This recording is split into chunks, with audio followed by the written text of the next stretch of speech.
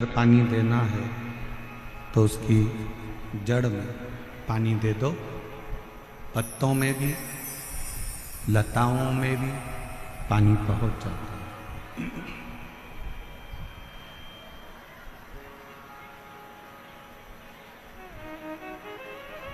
एक एक पत्ते को अगर पकड़कर पानी दोगे तो वो श्रेष्ठ नहीं। एक एक लता को अगर पकड़कर पानी दोगे तो वो श्रेष्ठ नहीं। पर यदि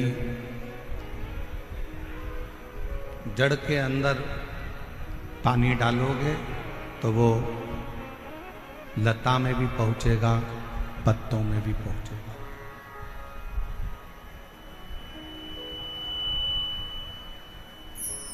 वो लता में भी जा रहा है और पत्तों में भी जा रहा है। शिव महापुराण की कथा कहती है कि 33 कोटि देवताओं को अलग अलग जल चढ़ाने की जरूरत नहीं पड़ती। यदि एक देव अधिदेव महादेव पर एक लोटा जल चढ़ जाता है तो 33 कोटि देवताओं को प्राप्त हो जाता है।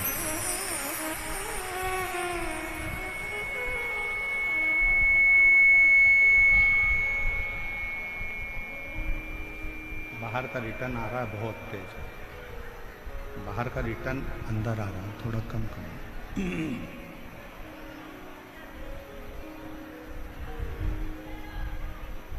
केवल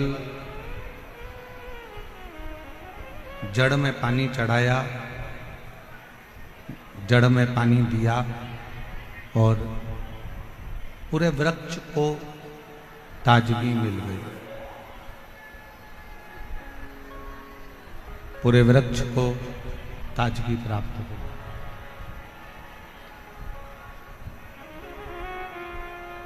बस एक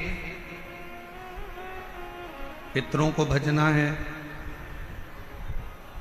कोई ने कह दिया कि पितर दोष है, पितरों का दोष लगा हुआ है, या पितरों का दोष है घर में। कोई कहे कि वास्तु का दोष है घर में।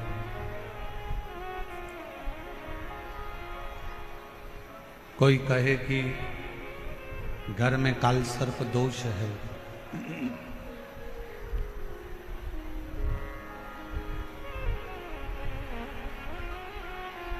कोई कहे पितरों का दोष है, कोई कहे काल सर्प दोष है, कोई कहे वास्तु का दोष है।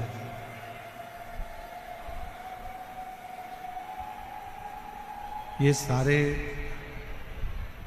दोष अगर घर में लगे हुए हैं और यदि आप भगवान शंकर को एक लोटा जल समर्पित कर रहे हैं तो दुनिया का कोई दोष आपको कभी भी नहीं लग सकता। वो सारे दोष अपने आप समाप्त हो जाते हैं शिव को एक लोटा जल चढ़ाने। शंकर भगवान को एक लोटा जल समर्पित करना और वो जल एक विश्वास का होना चाहिए।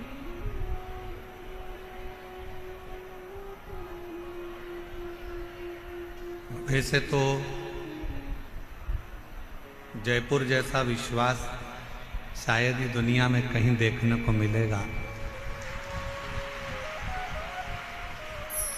जो इतनी तपती हुई धूप और समिति द्वारा निश्चित किए हुए इतने सारे डूम पंडाल और साथ में आज भी लगभग 50,000 भक्तों के बैठने के लिए 2 डूम की व्यवस्था और समिति ने करी है।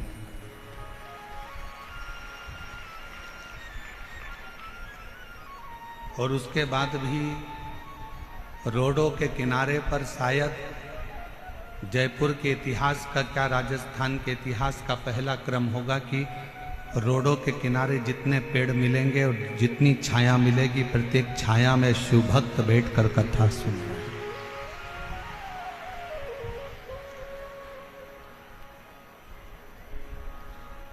और मेरा विश्वास कहता है कि जयपुर के जितने यूट्यूबर होंगे, जयपुर की जितनी सोशल मीडिया होगी,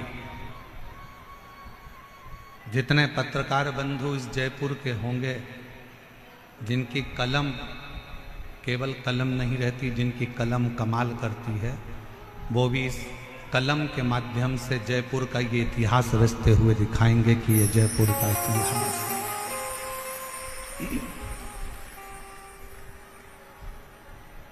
वो भी दिखाएंगे कि इतनी दूर से लोग पैदल चलते चलते चलते चलते, अवस्था का ध्यान नहीं है,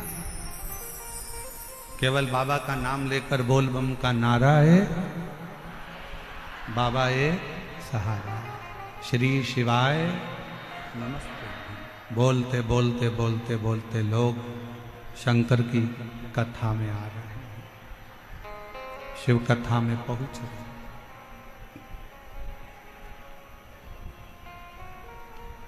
और मैं यहाँ के कलेक्टर महोदय, यहाँ के एसडीएम, यहाँ के एसपी, यहाँ के एसएसपी, यहाँ के आईजी, यहाँ के डीआईजी, यहाँ के तहसीलदार, यहाँ का पीडब्ल्यूडी विभाग, यहाँ का विद्युत विभाग, यहाँ का नगर निगम, यहाँ का विधायक महोदय, सांसद महोदय, सबको धन्यवाद देता हूँ कि आप लोगों ने जी और जान से ये व्यवस्था को संभाला।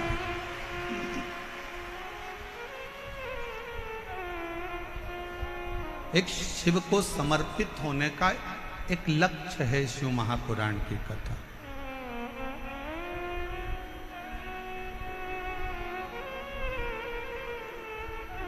शिव मंदिर में अगर आप लोग जा रहे हैं एक लोटा जल चढ़ाने के लिए, कोई पितृदोष है, कोई काल सर्प दोष है, कोई वास्तु दोष है, कोई दूसरा दोष लग गया, कोई दूसरा दोष लग गया, कोई कहता है कि बेटी को मंगल लग गया, कोई कहे बेटे को बुध लग गया, कोई कहे शनि लग गया, कोई कहे गुरु लग गया, कोई कहे ये लग गया, तो उसको कह देना कि हमको तो केवल एक लगा है और वो हमारा शंकर लगा है, और वो लगा है तो फिर कोई दोष नहीं लगता। जब एक बार जिसको शिव लग जाए, एक बार जिसको शंकर लग गए, एक बार जिसको शिव लग गए, तो फिर दूसरा कुछ नहीं लगता।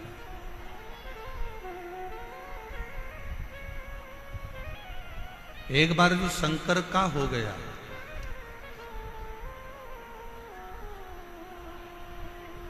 वो कहते हैं ना,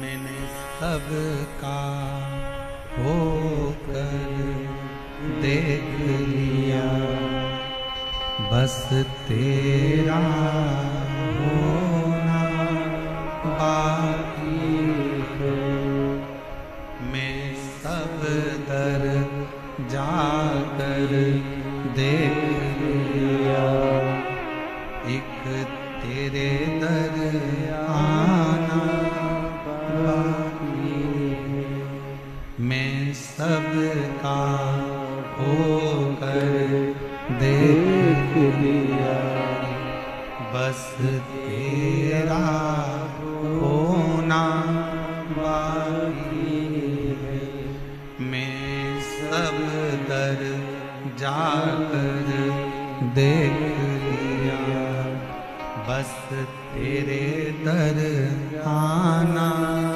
बाकी है। मैंने संपूर्ण सब जगह, ऐसा कोई स्थान नहीं है जहां मैंने छोड़ा। मेरी जीजियों, जयपुर के मेरे जीजाओं, मेरी बेटियों, बेटाओं, मेरी माताओं, मेरे भाई, मेरे पिता तुल्य, मेरे बुजुर्ग, एक बात बताइएगा, जब जीवन में दुख आता है, तकलीफ आती है, कष्ट आता है, तो आप ऐसा नहीं है कि कहीं नहीं जाते हो, जाते हो।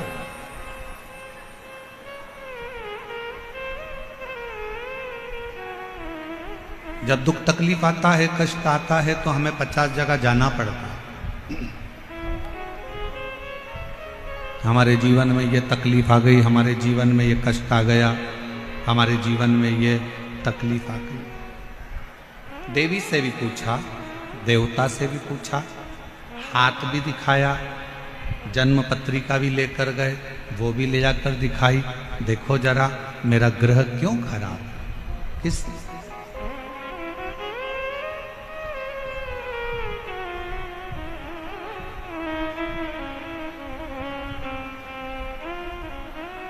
ये मेरा ग्रह क्यों खराब, किस लिए? जरा मेरा हाथ देखकर बताओ कि मेरी किस्मत में इतना दुख क्यों लिखा। जरा मेरा ललाट पढ़कर बताओ कि मेरे जीवन में इतना कष्ट क्यों लिखा। ईसर गोरा गणागोर शिव महापुराण की कथा जयपुर में चल रही है। जो तुम्हारे मन का संशय है, वही संशय चंचुला देवी के मन में भी था।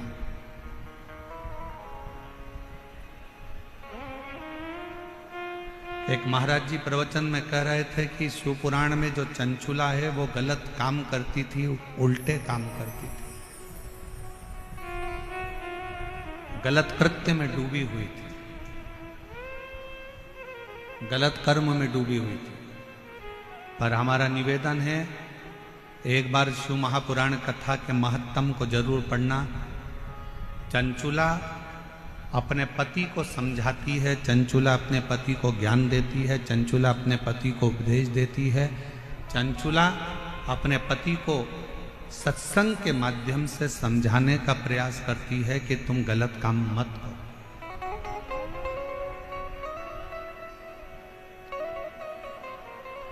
और किसी ने कहा कि चंचुला देवी गलत करते करती, ना ना, जिसने शिवपुराण को पढ़ा ही नहीं है वो शिवपुराण को केवल ऊपर से लेकर शिवपुराण के पात्रों को गलत बताने का प्रयास किया करता है।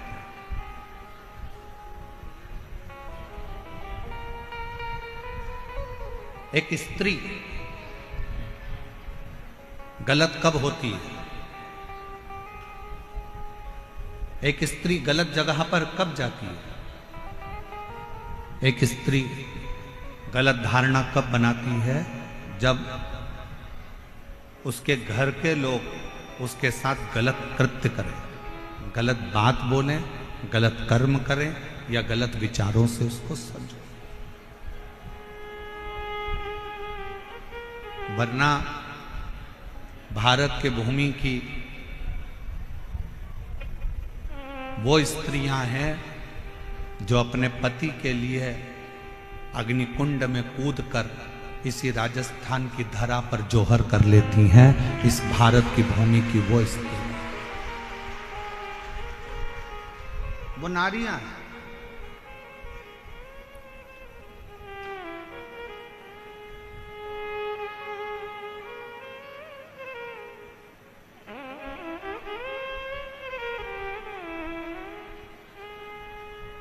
कोई कहे कि हमारा भाग्य देखकर बता दो, कोई कहे हमारा हाथ देखकर बता दो, कोई कहे हमारी पत्रिका देखकर बता दो। हम आपसे पूछें, मेरे जयपुर की माताएं, मेरी जीजियां, मेरी बेटियां, मेरे जीजा हों, मेरे भाई, मेरे पिता तुल्य बुजुर्ग उत्तर देंगे। एक ही दिन, एक ही तिथि, एक ही वार, एक ही समय, एक ही घड़ी, एक ही पल, क्या उस दिन, उस घड़ी, उस पल में, उस समय में क्या केवल एक ही बच्चा पैदा होता है? जम के बोलो जरा। बुधवार के दिन मान लो 17 तारीख को बुधवार है, और अपन मानो कि 17 को बुधवार है और 17 को ये तिथि है, 17 को ये नक्षत्र है, 17 को ये पल है, 17 को ये घड़ी है। क्या उस दिन केवल एक ही बच्चे का जन्म होगा। भारत में और कोई, विश्व में, पूरी पृथ्वी पर कोई बच्चा उस दिन जन्म नहीं लेगा।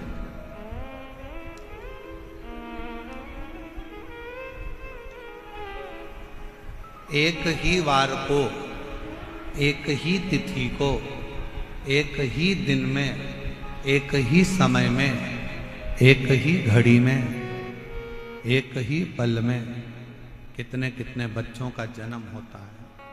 कितने कितने बच्चों।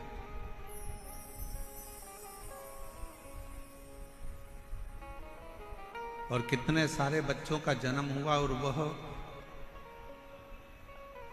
बच्चों का भाग्य अलग अलग होता है।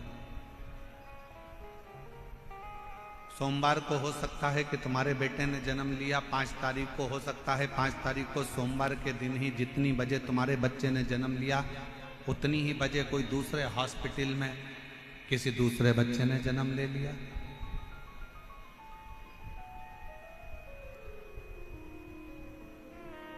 मंगलवार को हो सकता है कि तुम्हारे बच्चे ने जन्म लिया और मंगलवार को ही कोई दूसरे बच्चे ने जन्म ले लिया। उसी तिथि में, उसी पल में, उसी घड़ी में, उसी क्षण में। कोई जरूरी नहीं।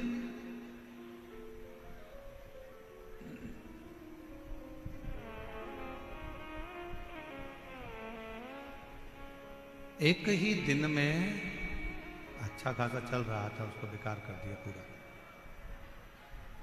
एक ही दिन में, एक ही घड़ी में, एक ही पल में, एक ही समय में कितने सारे बच्चे जन्म लेते हैं। कितने बच्चे जन्म। और कोई पैसे वालों के घर में जन्म लेता है तो कोई गरीब के घर में जन्म लेता है। कोई जन्म लेते ही चांदी की चम्मच मुंह में रखकर खीर खाता है तो कोई चटाई पर सोकर भूख से बिलबिलाता।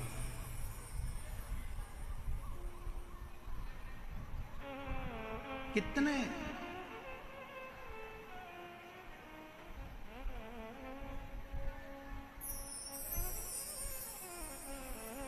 कोई जन्म लेते ही गाड़ियों में घूम रहा होता है और कोई रेंग कर चल रहा होता है। जरा विचार करिएगा, जरा विचारिए।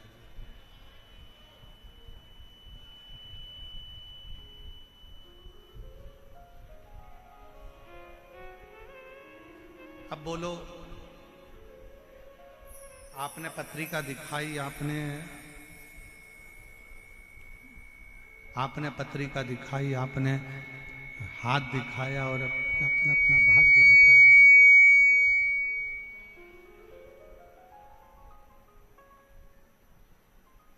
आपने पत्रिका दिखाई, अपने अपना हाथ दिखाया, आपने अपना भाग्य दिखाया और पूछा कि मेरे जीवन में दुख क्यों है, क्यों तकलीफ क्यों है, कष्ट क्यों है, परेशानियां क्यों है, किस लिए है?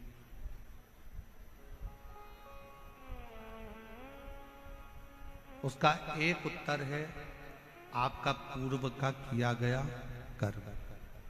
इसलिए फिर कहेंगे आप लोगों से कि मत बुरे कर्म कर बंदे वरना पछताएगा, भगवान की आंखों से तू बच नहीं पाएगा, तू बच नहीं पाएगा।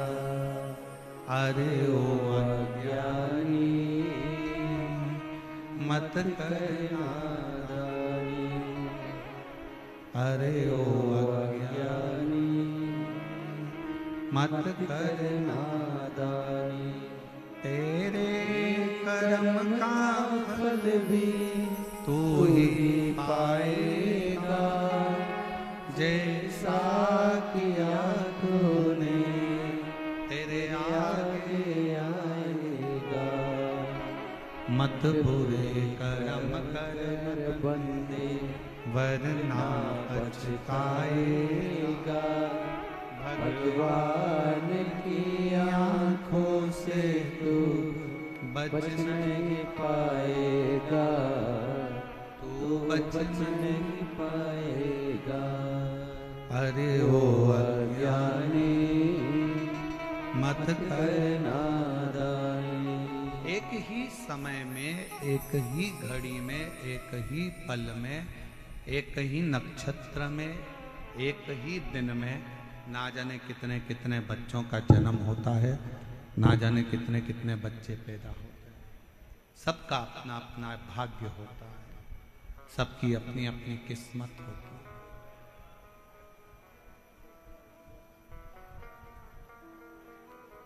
अब उसमें आप चाहे किसी को भी जाके अपना भाग्य पढ़वा दो, आप चाहे जाकर किसी को भी अपनी किस्मत पढ़वा दो, जो पूर्व में किया है उसको भोगना ही है। जो पूर्व में करा गया है, बाहर की आवाज अंदर आ रही है पर अंदर की आवाज अंदर नहीं आ रही। पूर्व में जो कर्म किया है उस कर्म को तो भोग। इसलिए फिर निवेदन करूं, श्रेष्ठ कर्म करते हुए आगे बढ़िए। श्रेष्ठ कर्म बढ़ते श्रेष्ठ।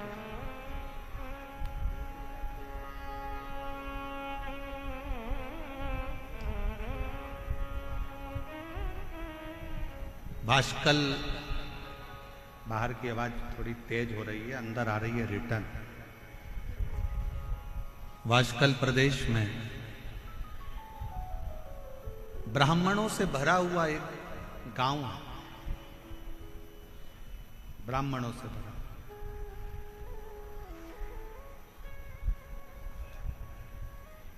और उसी गांव में एक बिंदुक नामक का ब्राह्मण रहता है और जिसकी धर्म पत्नी है चंचुला देवी।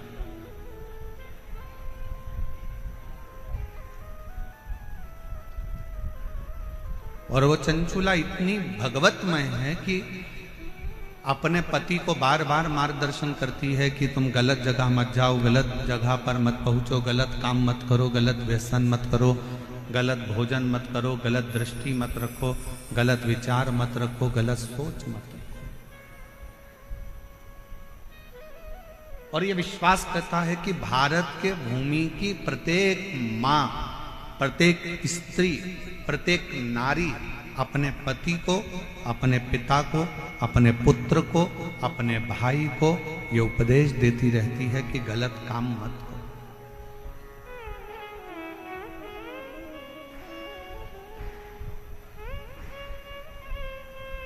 पर आज के जमाने में दो चीजें गलत बहुत ज्यादा हो रही है।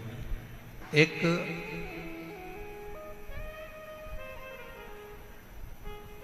भोजन गलत होने लगा और दूसरा पहनावा गलत होने लगा।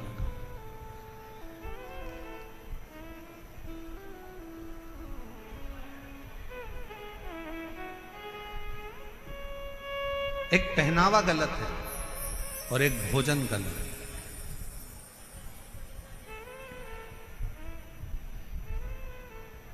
एक बात आपसे पूछें, उत्तर दीजिएगा जरा। तुलसी का पौधा तुम्हारे घर में है? जम के बोलो जरा, आवाज नहीं आ रही, और जम के बोलो। हैगा सबके घर में तुलसी का पौधा? तुलसी के पौधे की मिट्टी को हटा दिया जाए और जड़ जड़ दिखने लगे तो पौधा जीवित रहेगा कि मर जाएगा? मर।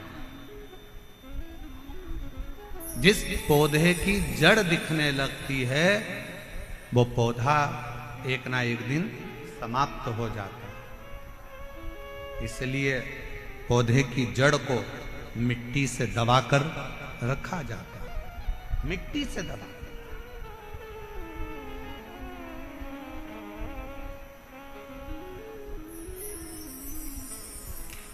पौधे की जड़ को मिट्टी से दबाकर रखो तो वो पौधा कभी समाप्त नहीं होता। उसी तरह वस्त्र पहनते समय एक एक बेटी को, एक एक महिला को इस बात का स्मरण होना चाहिए कि अपने पेट में जो नाभि है ये जड़ है, इस नाभि को जितना वस्त्र से दबाकर रखोगे उतने सुरक्षित रहोगे,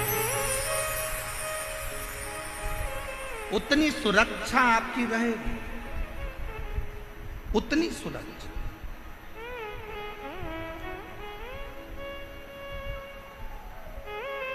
आज के जमाने में सुरक्षा क्यों गड़बड़ा रही? और फिर निवेदन करेंगे, कोई प्रशासन में, कोई सरकार में इतना दम नहीं है कि वो क्राइम को रोक दे।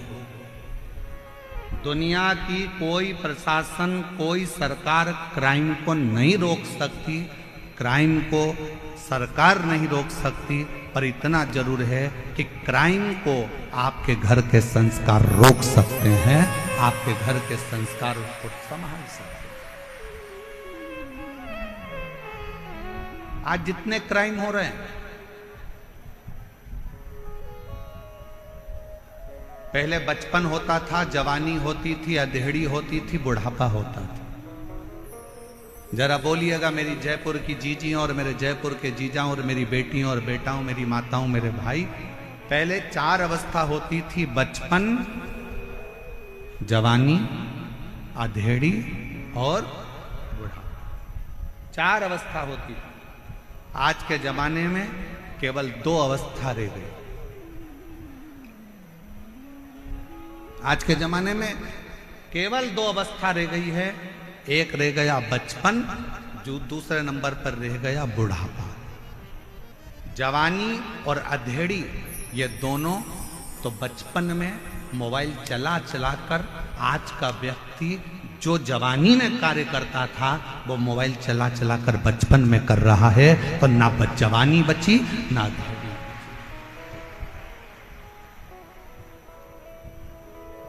पहले 4 अवस्था होती थी, बचपन भी होता था, जवानी भी होती थी, अधेड़ी भी होती थी और बुढ़ापा भी होता था।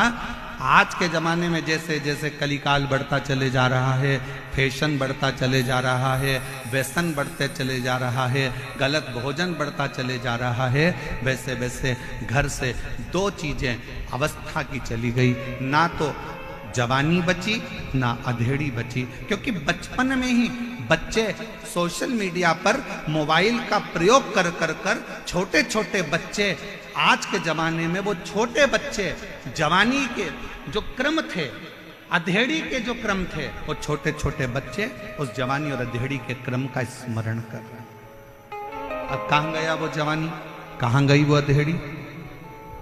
सीधे बुढ़ापा।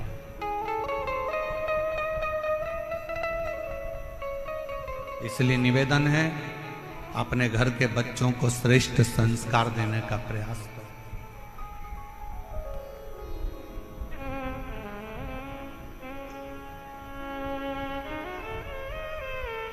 20 साल तक माता पिता अपने बच्चे को पढ़ाते हैं, लिखाते हैं, ज्ञान देते हैं और राम बनाने का प्रयास करते हैं।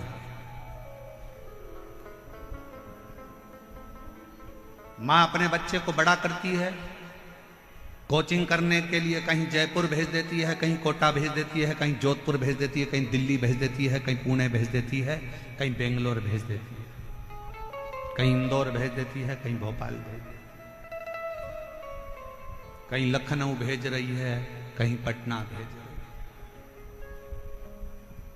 कहीं देहरादून, कहीं मंसूरी भेज।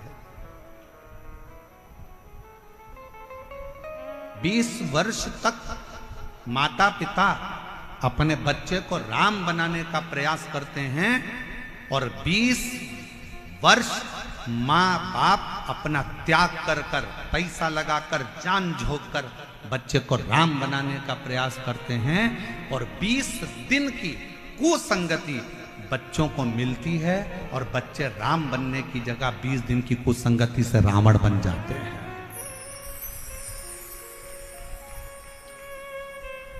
20 वर्ष की करी हुई तपस्या, 20 वर्ष का करा हुआ त्याग, माँ बाप का सब धरा की धरा रह जाता, सब पड़ा।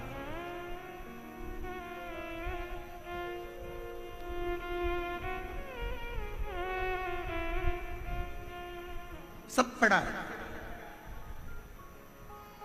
माता पिता सोच रहे हैं मेरा बेटा राम बनेगा, मेरा बेटा राम बनेगा, और गलत संगति से बेटा रावण बन गया। बिंदु उस ब्राह्मण घर में जन्म लिया जिस ब्राह्मण के घर में कर्मकांड होना था, पूजन होना था, पाठ होना था, अनुष्ठान होना था, भजन होना था, कीर्तन होना था। परशु महापुराण की कथा कहती है कल ग्राम में समुद्र के तट पर एक गांव बसा हुआ है वाशकल, जिस गांव में ब्राह्मण ही ब्राह्मण रहते हैं, पर सब अपने अपने कर्म से वंचित। उसी में एक बिंदुक नाम का ब्राह्मण है। उस बिंदुक नाम के ब्राह्मण की धर्म पत्नी का नाम चंचुला देवी है। चंचुला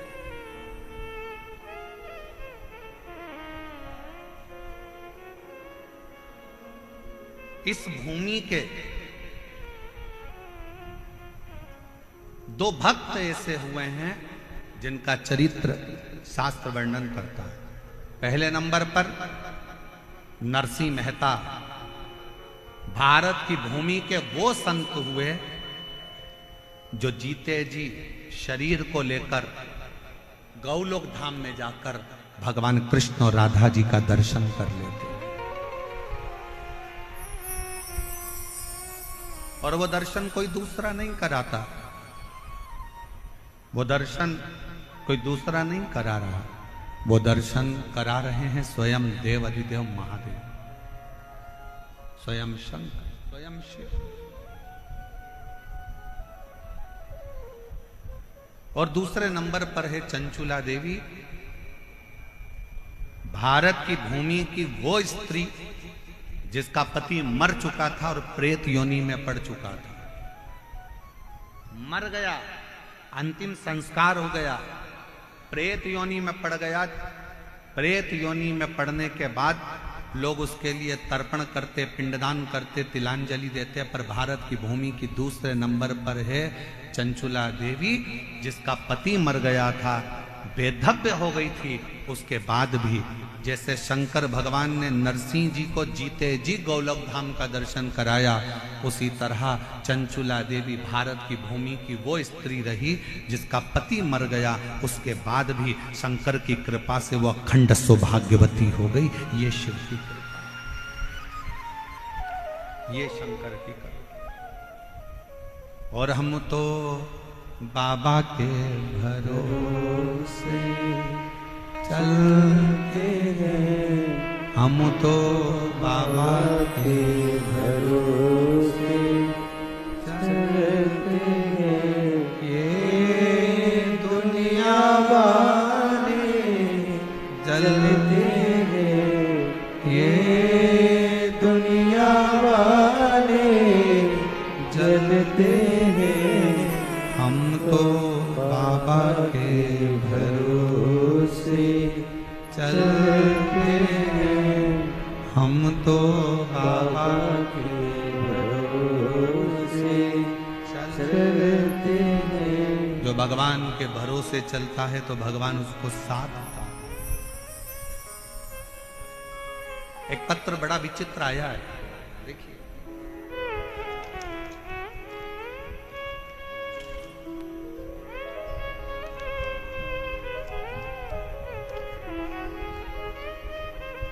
पहले तो गुरुदेव जयपुर में जो विद्याधर नगर स्टेडियम समिति जो कथा करा रही है, मैं उनको धन्यवाद देती हूं जिन्होंने हमें जयपुर में कथा सुनने का मौका दिया। दूसरा, जयपुर राजस्थान से, मैं राजस्थान जयपुर की ही रहने वाली पूजा कुमारी हूं। मैं बिहार मुंगेर जिले की रहने वाली हूं, परंतु मैं स्थायी रूप से जयपुर में रहती हूं। सालों हो गए यहां रहते रहते। पत्र लिख रही हूं गुरुदेव। टीवी पर जब कथा सुनती थी तो देखती थी कि पत्र पढ़ते हैं आप और सबका काम होता है। बाबा से प्रार्थना करती थी कि बाबा, बड़ी गजब की कथा शिव पुराण होती है जिसमें दुनिया के लोग अपना पत्र लिखकर भेजते हैं और वो सियोर वाला बाबा पत्र पढ़ता है। गुरुदेव, हम 3 बहनें हैं। हम तीनों बहनों की शादी हो गई है। हम तीनों बहनों के घर बच्चे हो गए हैं। हम तीनों बहनें बड़े आराम से रहती हैं। गुरुजी, हम 3 बहनों का एक भाई है जिसकी उम्र 25 साल थी। भोलेनाथ जी की कृपा से उसकी सरकारी नौकरी जूनियर इंजीनियर के पद पर लगी थी। 6 महीने नौकरी के हुए। हम तीनों बहनों की शादी हो गई, हमारे घर बच्चे हो गए। हमारा भाई 25 साल का हो गया, उसकी नौकरी लग गई। उसकी शादी की तैयारी चल रही थी, शादी के लिए सोच रहे थे क्योंकि अब उसकी गवर्नमेंट जॉब लग गई है तो उसकी शादी कर। लेकिन किस्मत को कुछ और ही मंजूर था। हमारा भाई 2020 नवंबर को बाथरूम में फिसल गया और बाथरूम में फिसला, उसके सिर में गहरी चोट आई। हमें सब मिली। खबर मिलते ही हम तुरंत अस्पताल में भर्ती कराए, इलाज कराया, सिलीगुड़ी हॉस्पिटल में लेकर गए। कुछ दिन तो वो ठीक रहा, फिर उसकी तबीयत बिगड़ गई और अस्पताल में ही उसने दम तोड़ दिया। हम 3 बहनों का एक भाई। हम बहन तो अपने अपने ससुराल में रहती हैं, पर माँ बाप तो अकेले रहते थे। जिनका 25 साल का लड़का सरकारी नौकरी करता हुआ अपना दम तोड़ देता। अस्पताल में ही उसने अपने दम तोड़ दिया, शांत हो गए। परिवार बिल्कुल बिखर गया गुरुजी। माँ बाबूजी की उम्र 50-50 साल के थे। माँ बाबूजी की उम्र 50-50 साल की थी। मेरी माँ इतनी रोती 24 घंटे, मेरे बाबूजी रोते। एक ही लड़का मर गया। कथा सुनते सुनते हमने हमारे बाबूजी से और माँ से कहा, माँ वो सियोर वाला बाबा कहता है कि जो मांगो बाबा वो देता, जो मांगोगे वो देता। माँ कहती है क्यों सांत्वना देती है, 50 साल की मेरी उम्र है, 50 साल के तेरे बाबूजी हैं, मेरी 3 बेटियों के घर में बच्चे हैं और मेरा 25 साल का लड़का मर गया, क्या मांगू अब भगवान से, क्या। माँ, आस्था चैनल पर वो सियोर वाला महाराज कथा करता है। टीवी के सामने अगर आसन लगाकर कथा सुनी जाए, 1 लोटा जल रोज शंकर जी के मंदिर में चढ़ाया जाए, तो ऐसा कोई काम नहीं जो शंकर पूरा ना करे। माँ, तू एक बार शिव जी के मंदिर जाना तो चालू कर। माँ कहती है मैं 50 साल की, बेटा जवान मर गया, बेटियों की 3 बेटियों की शादी हो गई, उनके बच्चे हो गए, मैं कहाँ जाऊं। तू माँ शिव जी के मंदिर जा, और मौका लगे तो एक बार पंडाल में बैठकर कथा को सुन।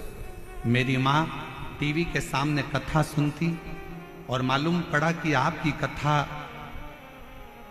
सीहोर में हो रही है। मेरी माँ पंडाल में बैठ के कथा सुनने के लिए कंकर शंकर की भूमि पर चली गई और बाबा से कहा, बाबा मैं 50 साल की हो गई, मेरा पति 50 का हो गया, 3 बेटियां उनके बच्चे हो गए, मेरा 25 साल का लड़का मर गया, मेरा दिल नहीं लगता मेरे बेटे के बिना, अगर तू दे सकता है तो मुझे बेटा दे दे, बस और कुछ भी नहीं चाहिए। घर गई, कंकर शंकर की पूजन करी कुबरेश्वर धाम पर, और बाबा की कृपा से घर जाने के बाद बाबा की भक्ति में ऐसी लग गई, शायद दुनिया का पहला केस होगा गुरुदेव जो 50 साल की मां गर्भवती हो गई। 50 साल की मां गर्भवती हो गई और जनवरी 2023 में मेरी मां को बाबा ने 1 नहीं 2 लड़के दिए, जिनका मैं फोटो लगा रही हूं। आप लोग एलईडी पर उस बच्चों का फोटो देख सकते हैं, और अगर कहीं बैठी हो तो अपने बच्चों को लेकर आ सकती हैं, और दोनों बच्चों का फोटो आप लोग एलईडी पर देख सकते हैं। जो 3 लड़कियां जिनकी शादी हो गई थी, 25 साल का लड़का मर चुका था, और 50 साल की माँ 50 साल के पिता, और बाबा से विनती करते हैं सीहोर कुबरेश्वर धाम में आकर, बाबा मेरा लड़का मुझे वापिस चाहिए। दुनिया की कोई ऐसा काम नहीं जो मेरा शंकर ना करता, शंकर। और तेरे दरबार की बाबा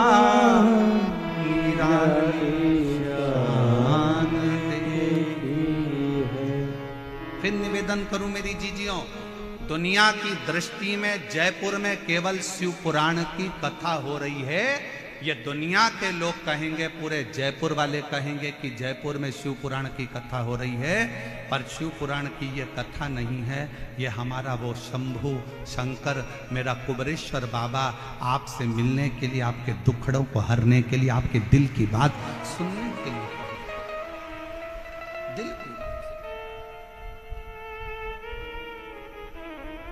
पंडाल में बैठकर आप जो दिल से मांगते हो, पंडाल में बैठकर कथा सुनते सुनते आप बाबा से अपनी लगन लगाकर उससे अपने दिल की बात कहते हो ना, उसका सुख ही दूसरा। और जितने कार्यकर्ता इस कार्यक्रम को संभाल रहे हैं, जितने कार्यकर्ता लगनता से काम करते हुए लोगों को भोजन करा रहे हैं, कोई पानी पिला रहा है, कोई लस्सी बांट रहा है, सब व्यापारियों ने अपने अपनी दुकान उनको सबको कह दिया कि जितने शिव भक्त आए सबको कुछ ना कुछ मुंह झूठा कराओ। ऐसे जितने कार्यकर्ता इस सेवा में लगे, जितने कांस्टेबल, जितना पुलिस बल, जितना चिकित्सा विभाग, जितना पीडब्ल्यूडी विभाग, जितना विद्युत विभाग, जितने सरकारी कर्मचारी भी इस अगर सेवा में लगे हैं, अभी तक तुमने दुनिया की सेवा करी होगी, पर शिव महापुराण की कथा में पहला मौका मिला है। उसका फल आपको 3 महीने में बाबा क्या देगा वो वही जान सकता, वो उसके हाथ, वो उसके हाथ, ये हमारे हाथ में कुछ नहीं। तेरे दरबार की बाबा निराली शान देखी, तुझे देखे नहीं देखा, पर झोली भरी देखी, मुख दुनिया मोड़े बाबा तू मुखड़ा मेरी लगी परी तीनों, बाबा तू अब मेरी जीजियों जरा उत्तर दीजिएगा, इस पत्र को ले जाकर पढ़कर इसका उत्तर दीजिएगा कि जिसकी 3 बेटियां, जिनके घर में बच्चे हो गए, 25 साल का लड़का जिसकी सरकारी नौकरी लग गई, वो 25 साल का लड़का जो घर में बाथरूम में गिर गया, मर गया, और वो 25 साल का लड़का चले गए और माँ बाप की उम्र 50-50 साल हो गई, और उसके बाद मेरा कुबेर भंडारी उसकी गोदी में 2 बेटे दे देता है। ये दुनिया में कहीं हो सकता? कई मेरी जीजियां आती हैं, कहती हैं हमारे 8 साल हो गए शादी के, कोई कहता मेरे 5 साल हो गए, कोई कहता मेरे 3 साल हो गए, कोई कहता मेरे को 11 साल हो गए, कोई कहता मेरे को 10 साल हो गए, मुझे संतान नहीं है, हार गए, हिम्मत हार गए। हम कहते हिम्मत मत हारो, एक बार शिव महापुराण के पंडाल में जाओ, बैठो, कथा पूरी हो, वहां की आरती के बाद में, जैसे ही आरती में कर्पूर गौरम हो, आरती पूर्ण होने के बाद में वहां की मिट्टी को अपने गर्भ से लगाओ, अपने हृदय से लगाओ, उसको प्रणाम करो। हम जानते हैं विद्याधर नगर का ये स्टेडियम आज खाली रत्ती भर नहीं है।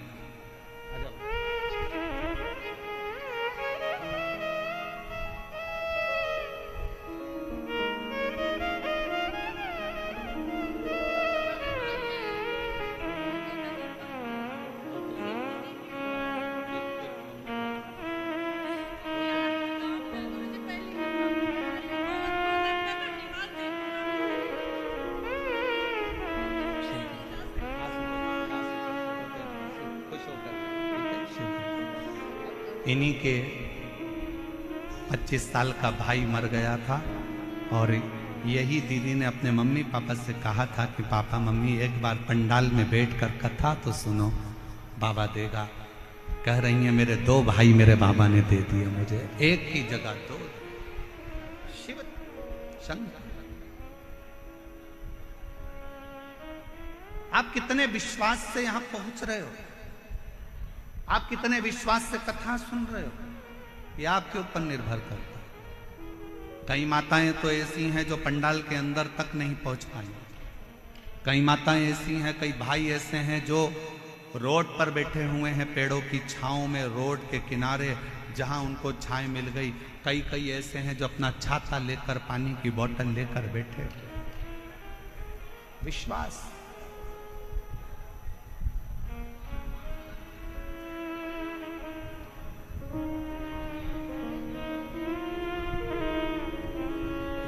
ये भरोसा इसलिए करते ओ बाबा रे तेरे बिना भी क्या जीना, ओ शंभू रे तेरे बिना भी क्या जीना। फूलों में कलियों में काशी की गलियों में, फूलों में गलियों में काशी की गलियों में, तेरे बिना कुछ कहीना, तेरे बिना भी क्या जीना। ओ शंभू रे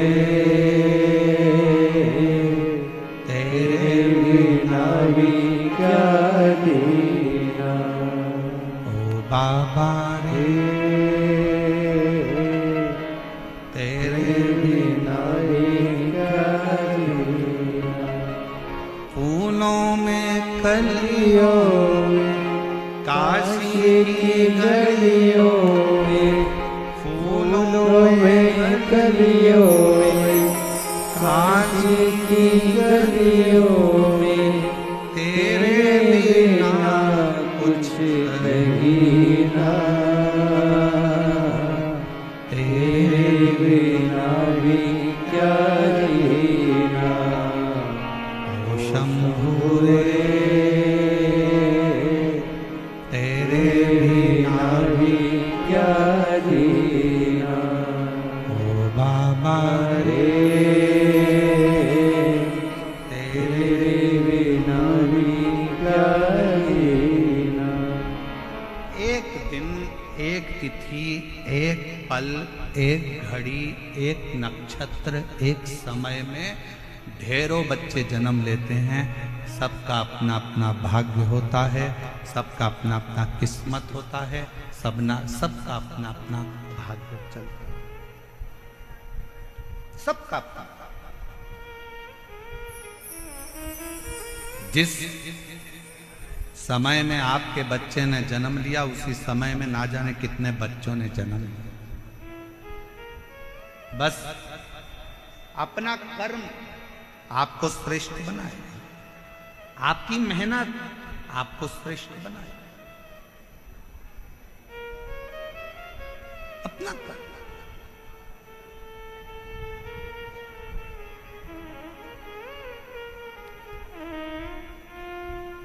एक दिन चंचुला देवी अपने पति के पास आई और पति से कहा कि स्वामी देखो,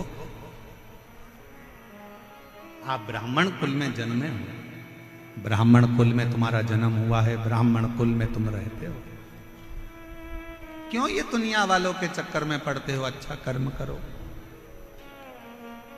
थोड़ा वेद पढ़ो, थोड़ा शास्त्र पढ़ो, थोड़ा अध्ययन करो, थोड़ा स्मरण करो, थोड़ा सत्संग करो, थोड़ा कीर्तन करो, थोड़ा मंत्र जाप करो। पति बिंदुक मानने को तैयार नहीं था। चंचुला देवी बड़ी सुंदर थी, बड़ी सुंदर, उसके चेहरे पर चंद्र सी चमक, बहुत सुंदर। चंचुला देवी सुंदर तो बहुत थी, फिर भी पति बिंदुक अपनी पत्नी पर जितना आसक्त नहीं हुआ, उतना पति एक वेश्या पर आसक्त हुआ।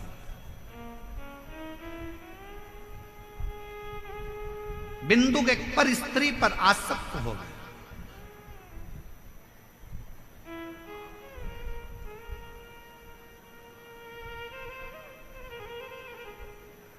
कितनी विचित्र कथा है।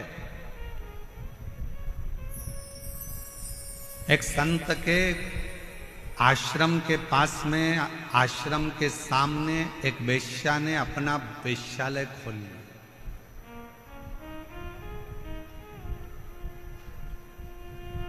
संत दिन भर भगवान के भजन में लगे रहते थे, भक्ति में लगे रहते थे। संत को मालूम पड़ा कि आश्रम के सामने एक वेश्या ने अपना वेश्यालय खोला है। संत ने खबर करवाई वेश्या को कि तुम्हारा वेश्यालय बंद करो, यहां से जाओ, इसको छोड़ो। वेश्या सुनती नहीं, अपने काम में लगी रही। पुरुषों को अपने चेहरा देखकर आसक्त करना, नृत्य दिखाना, उनसे धन कबाड़ना, उनको अपनी ओर आसक्त करना। समझाया पर मानती नहीं। अब संत दिन भर भगवान के भजन में लगे रहते थे, पर जब से वेश्यालय खुला, वेश्या को जब से मना करा, तब से वेश्या के घर पर तो पुरुष जाने लगे और संत अपने दरवाजे पर बैठकर राम राम जपते, नाम नाम जपते और जपते जपते देखते कि एक गया तो एक पत्थर उठाकर अपने पास में रख लेते, दो गया एक पत्थर फिर रख लिया, फिर रख लिया। दिन भर पत्थरों को संत अपने पास रखते जाते, रखते जाते, रखते जाते। 1.5 महीने में, 2 महीने में पत्थरों का ढेर संत के दरवाजे पर लग गया। संत के दरवाजे पर जब पत्थरों का ढेर लगा, वेश्या एक दिन निकल कर जा रही थी। संत के पास पहुंचकर वेश्या ने प्रणाम किया। बाबा, मैं जब आई थी तब आपके दरवाजे पर इतने सारे पत्थर नहीं थे, आज इतने सारे पत्थरों का ढेर क्यों लगा? संत ने कहा, यह पत्थर नहीं है, तेरे वेश्यालय में जितने पुरुष जाते थे उनको देखकर मैं एक पत्थर रख देता था। वेश्या हाथ जोड़कर कहती है, बाबा गुरुदेव, मैं रोज वेश्यालय में जब पहली बार वेश्यालय से बाहर निकलती हूँ, दरवाजा खोलती हूँ, तो सबसे पहले आपको प्रणाम करती हूँ, राम नाम, कृष्ण नाम, शिव नाम को प्रणाम करती हूँ। उसके बाद अपना वेश्यालय का कार्य प्रारंभ करती हूँ। पर वारे संत, गजब कर दिया तूने, राम नाम छोड़कर माला के मन के गिनना थे और तूने मेरे वेश्यालय में आने वाले पुरुषों को गिनना चालू कर दिया। गिनना तो तुझे राम नाम था, गिनना तो तुझे कृष्ण नाम था, गिनना तो तुझे भगवान का भजन था, और तू मेरे वेश्यालय में कितने पुरुष आ रहे हैं, कितने लोग आ रहे हैं, तूने उनको गिनना प्रारंभ कर दिया। ये कहाँ की श्रेष्ठता है? समय आया, वेश्या ने अपने प्राण त्याग दिए। जब वेश्या के प्राण छूटे, देवता, गंधर्व, अप्सराएं वेश्या को सोने के सिंहासन पर लेकर गईं और संत ने प्राण त्यागे तो उनको नरक में यमदूत घसीटते हुए लेकर जा रहे थे। घसीटते हुए। आप आए कहां हो, आप बैठे कहां हो, आप पहुंचे कहां हो? कई लोग शंकर जी के मंदिर में जाते हैं, शंकर जी के मंदिर में लोटा भरकर जल चढ़ाने जाते हैं, पर शंकर जी के मंदिर में जाके भी खोट देखते हैं। इतनी भीड़ हो रही है, लोग एक दूसरे पे पानी डाल रहे हैं, लोग अपने सिर पे पानी डाल रहे हैं, लोग इस पे पानी डाल रहे हैं। लोगों को तो अकल नहीं है, पेड़ पौधे की पत्ती तोड़कर चढ़ा दी, किसी ने धतूरा चढ़ा दिया, किसी ने ये चढ़ा दिया। तू क्या करने आया है? शंकर जी के मंदिर में एक लोटा जल चढ़ाने आया है। तू क्या करने आया है? शंकर जी को अपने दिल की बात कहने के लिए आया। जब दिल की बात कहने आया है, मंदिर में जल चढ़ाने के लिए आया है, तो तू दोष क्यों देख रहा है कि किसने पानी किस पे चढ़ा दिया, किसी ने यहां ढोल दिया, किसी ने वहां ढोल दिया। मंदिर इतना गंदा हो रहा था, मंदिर में जाले लटक रहे थे, तो मंदिर ऐसा था तो वहां वैसा था। पंडित जी ने 2 लड्डू ज्यादा ले लिए तो पंडित जी तो दक्षिणा देख रहे थे, पंडित जी ने ये सामान उठा लिया, पंडित जी ने वो सामान उठा लिया। तू गया कहां था? मंदिर में। तू गया किसके लिए था? शंकर जी के लिए। जब शंकर जी के लिए गया था तो घर से जब लोटा भरकर जल लेकर गया था, तुझे किसी से मतलब नहीं होना था। आग लगे बस्ती में, अपन रहो मस्ती में, और एक लोटा जल शंकर को चढ़ाकर। पर हम विचारों से बदल गए, हम अपनी सोच से बदल गए।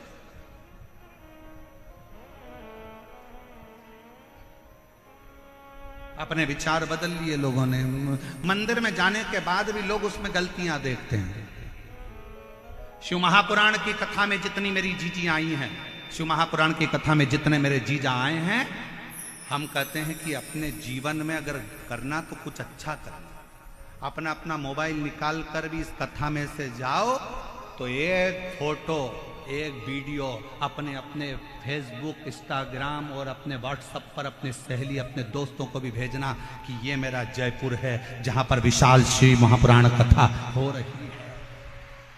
ये मेरा जयपुर है जहां भारत की भूमि का कोने कोने से शिव भक्त, पूरे राजस्थान का शंकर का भक्त एकजुट होकर आया है। उसे गर्मी की तपन नहीं दिखती, उसे प्यास नहीं लगती, उसे शंकर की अविरल भक्ति दिखती है। शंकर के लिए दौड़ करता है, शिव का स्मरण करता है। बैठा रोडों पर, तपती हुई रोड, डामर भी इतना गर्म हो रहा है, उस रोड पर बैठकर भी लोग शंकर की भक्ति कर रहे हैं। हम अच्छा देखने का प्रारंभ करें तो हमें जगत अच्छा नजर आना चालू हो जाएगा। जगत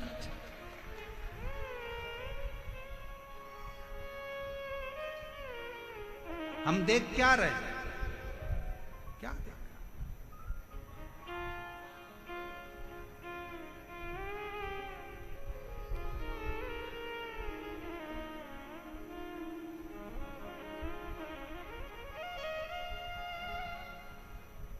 और मैंने तेरे ही भरोसे बाबा, तेरे ही हवा विच उड़ती जावांगी बाबा, डोर घटोर छड़ी ना मैं कटी जावांगी। भोले मैं तेरी पत्नी।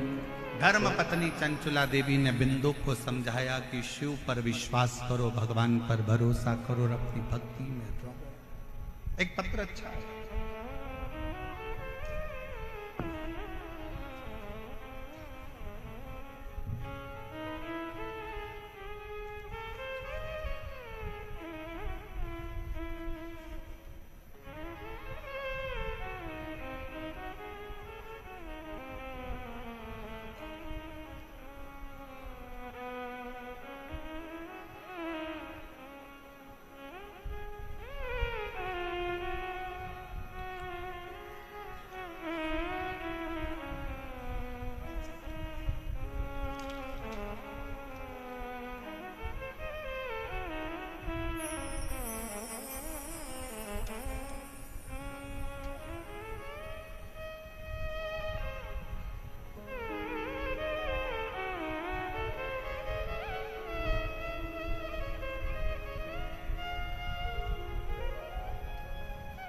बच्चे का पहला फोटो, जिस बच्चे की किडनी और लीवर खराब हो गए और डायलिसिस पर आया, डॉक्टर ने किडनी बदलने का बोला। पहला फोटो एलईडी पर आप लोग देखिए। शरीर पर सूजन, पूरा चेहरा, पूरा शरीर फूला हुआ। अब पत्र पर ध्यान दें।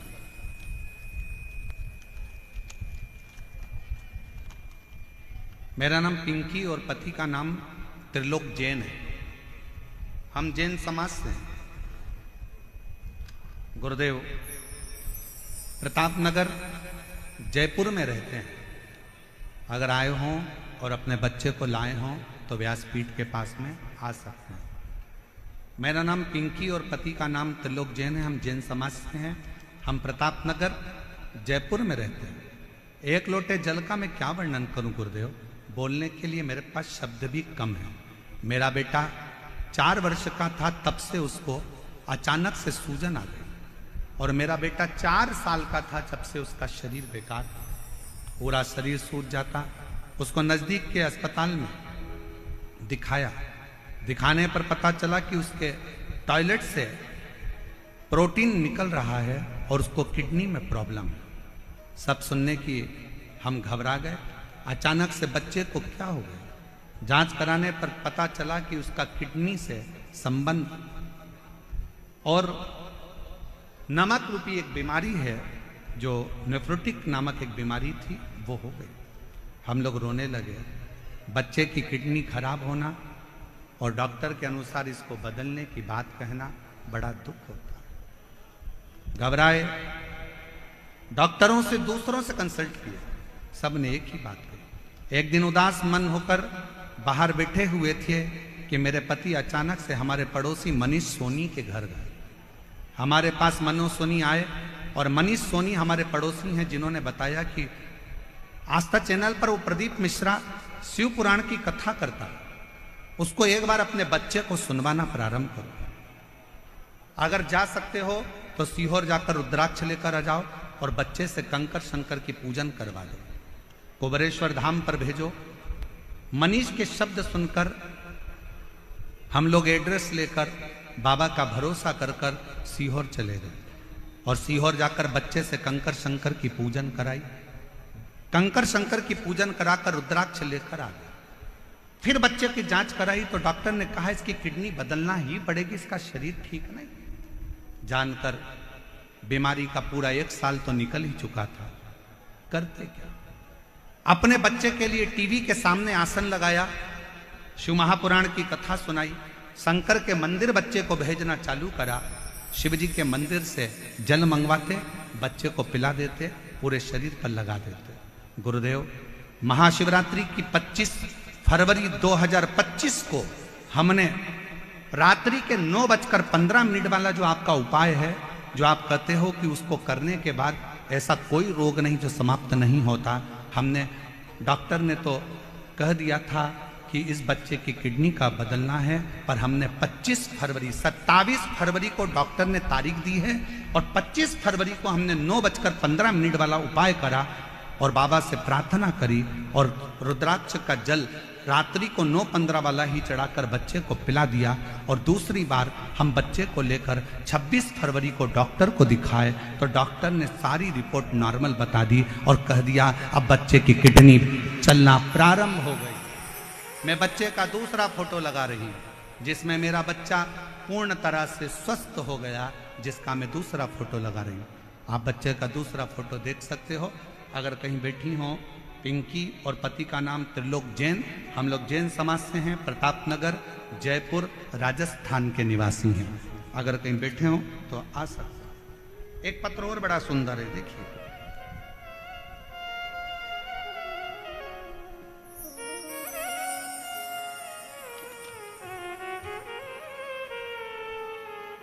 मेरा नाम रेणु वर्मा है, पति का नाम राजकुमार वर्मा है, पता D8 Vivekanand colony, Chandpol, Jaipur, Rajasthan. Mobile number मेरा ये है। कहीं बैठी हो तो आ सकती हैं। मेरा नाम रेणु वर्मा, पति का नाम राजकुमार वर्मा, पता D8 Vivekanand colony, Chandpol, Jaipur, Rajasthan. Mobile number मेरा है। मैं 1 लोटे जल का वर्णन करना चाहती हूँ। गुरुदेव, मेरी शादी को 10 साल हो गए थे। ऐसा कोई डॉक्टर नहीं जयपुर का, जोधपुर का, दिल्ली का जिसको हमने दिखाया नहीं। हमने IVF भी करवाया, हमने सब कुछ कर कर देख लिया, पर संतान का सुख नहीं आया। आखिरी में हताश हो गए। सबने कह दिया कि अब बच्चा नहीं हो सकता। जब IVF फेल हो गए तो बच्चा कैसे होगा, छोड़ दिया।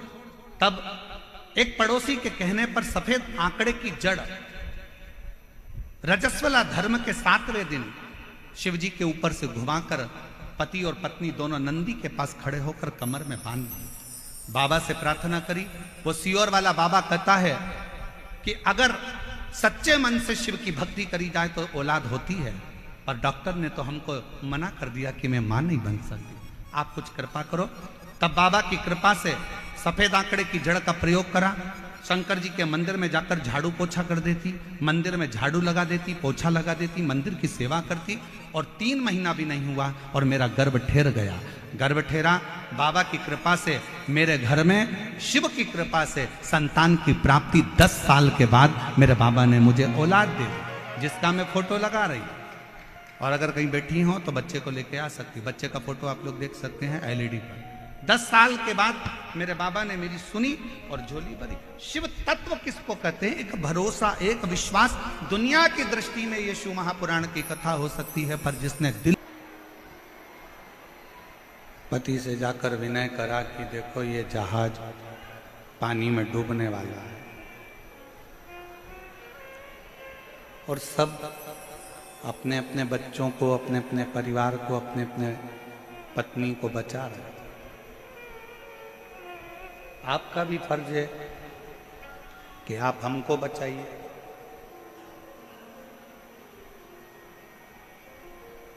पति समुद्र की लहरों का आनंद ले रहा था।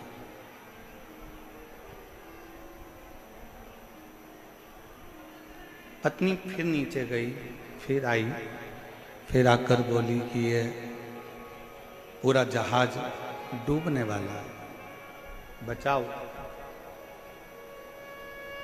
नहीं तो मैं मर जाऊंगा। पति ने जेब में से बंदूक निकाली और बंदूक निकालकर पत्नी के सिर पर रखी और कहा, तू मरो मरो करती है, मैं तुझे अब भी मार देता हूं। एक क्षण की देरी नहीं होगी और तेरे प्राण छूट जाएंगे। पत्नी मुस्कुरा रही है, हंस रही है। पति ने पूछा कि तेरे सिर पर बंदूक रखी है और तू मरने वाली है और तू हंस रही है, मुस्कुरा रही है।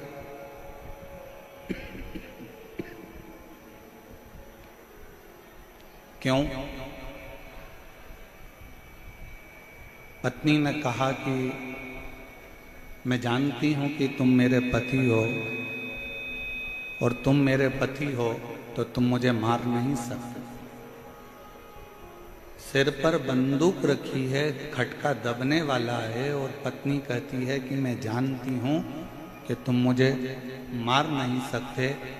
पति कहता है जितना भरोसा तुझे अपने पति पर है, पति कहता है उतना भरोसा मुझे मेरे विश्वनाथ पर है कि वो मुझे डूबने नहीं दे सकते। और शंभु शरणे मांगू घड़ी रे, दुख काटो दया करी दर्शन आपो। एक विश्वास के साथ, एक भरोसे के साथ, एक दृढ़ता के साथ जब हम भगवान का भजन करते हैं तो उस समय पर यह ना सोचें कि भगवान हमारे सामने नहीं है, ईश्वर हमारे सामने नहीं है।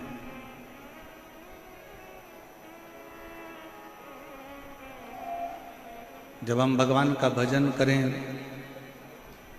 उस समय पर हमारा बुद्धि, हमारा चित्त, हमारा मन ये होना चाहिए कि मेरा शंकर मेरे गाए हुए भजन को सुन रहा है,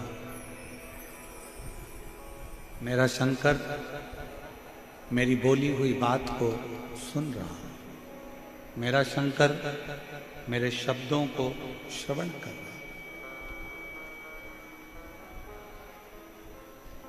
ये विश्वास अपने भीतर होना चाहिए।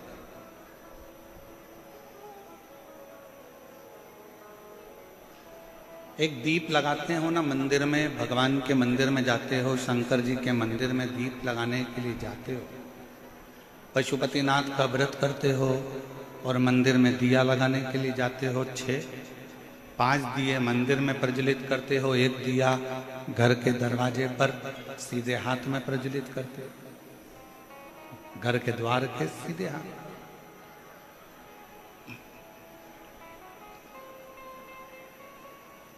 एक एक दिए को जब हम मंदिर में प्रज्वलित करते हैं, 5 दिए, उस समय पर हमारा चित्त, हमारा मन शंकर भगवान के चरणारविंद में होना चाहिए। पड़ोसन क्या कर रही है, रिश्तेदार क्या कर रहे हैं, नातेदार क्या कर रहे हैं, कुटुंबी क्या कर रहे हैं, कोई मंदिर में आकर क्या कर रहा है, उससे हमको मतलब नहीं होना चाहिए। कथा सुनने के लिए आए हो, कहाँ बैठे हो, किस जगह पर बैठे हो, नहीं मिली जगह बाहर बैठे हो, ये मत सोचो कि मुझे कथा पंडाल के अंदर ही जाना है। मुझे तो मेरे बाबा की वाणी, मेरे बाबा का शब्द मेरे कानों में पड़ गया और मैंने अपने जीवन में उतार लिया और मुझे मेरा बाबा मिल गया। इससे बढ़कर सब कुछ।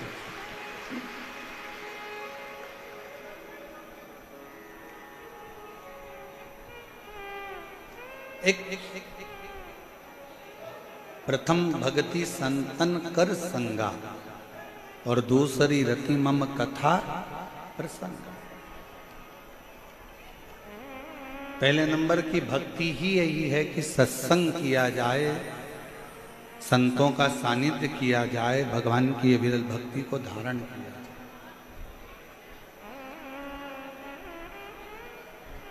और हम तो जयपुर का इस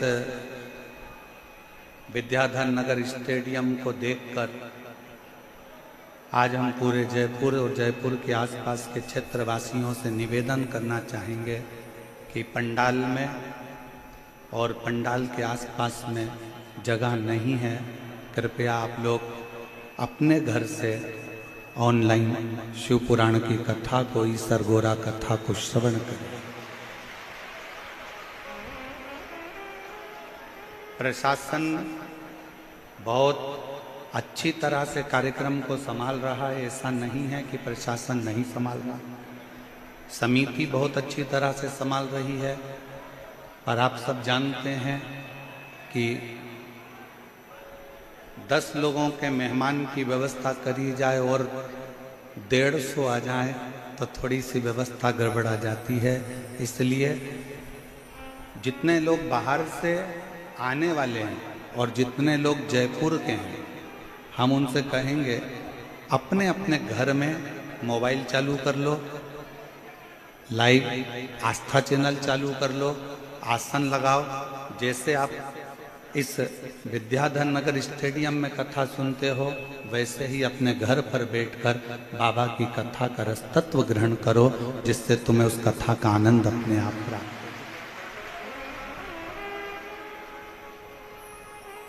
कल कथा में सुना था, आप लोगों को बताया था कि एक जैन परिवार ने अपने बेटे के लिए आसन लगाकर टीवी के सामने कथा सुनी और उसका फल उसको मिला।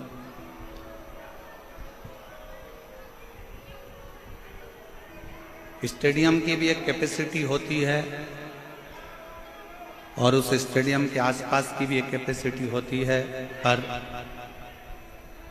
शायद जयपुर में ये सोचा ही नहीं गया होगा कि इतना भीड़, इतनी पब्लिक क्या शिव महापुराण की कथा के इतने स्नेही, इतने प्रेम करने वाले शंकर के बसते हैं, जो भगवान शंकर की कथा में।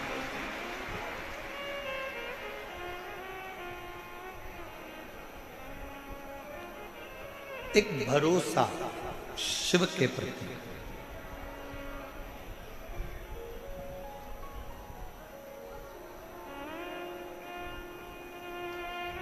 भगवान के पास में सारे अस्त्र हैं,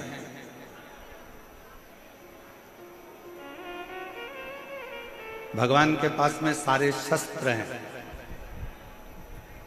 ऐसा कोई अस्त्र और शस्त्र नहीं है जो मेरे भगवान के पास में नहीं।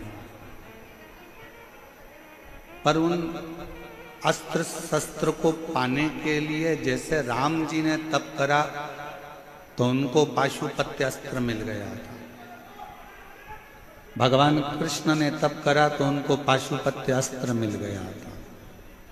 आप और हम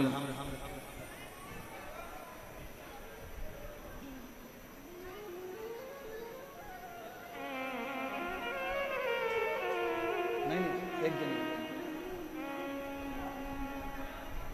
ये मायने सोफा या सोफा लगवा दो।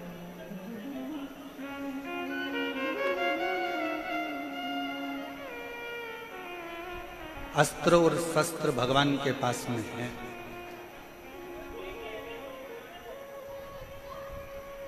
और भगवान के पास में जब सारे अस्त्र शस्त्र हैं तो बस भगवान से अस्त्र शस्त्र, जैसे राम जी ने तप करा, साधना करी, जैसे भगवान कृष्ण ने तप साधना करी और अस्त्र शस्त्र प्राप्त किया। आज कलयुग में, कलिकाल में आप और हम इतना तप और साधना नहीं कर सकते कि भगवान से अस्त्र शस्त्र प्राप्त कर सकें। सतयुग में तप साधना से, आराधना से, यज्ञ से, त्रेता में, द्वापर में अस्त्र शस्त्र प्राप्त करे जा सकते थे, पर कलयुग केवल एक ऐसा है, इसमें आप भगवान से अस्त्र शस्त्र भले प्राप्त ना कर सकें, पर अगर दिल से भगवान की अगर भक्ति करोगे तो अस्त्र शस्त्र मिले कि ना मिले उसकी गारंटी नहीं, पर दिल से अगर शिव की भक्ति करी तो एक दिन महादेव जरूर प्राप्त हो, एक दिन भगवान जरूर मिले, एक दिन भगवान जरूर प्राप्त हो। और मैंने तेरे ही भरोसे बाबा, तेरे ही भरोसे हवा बिच उड़ती जावांगी, बाबा डोर हटो छड़ी ना कटी जावांगी, भोले मैं तेरी पतंग, शंभू मैं तेरी पतंग, हवा बिच उड़ती जावांगी, बाबा। हमारे बीच में पूर्व सांसद श्री रामचरण बोहरा जी पधारे हैं, एक बार जोरदार ताली बजाकर उनका स्वागत।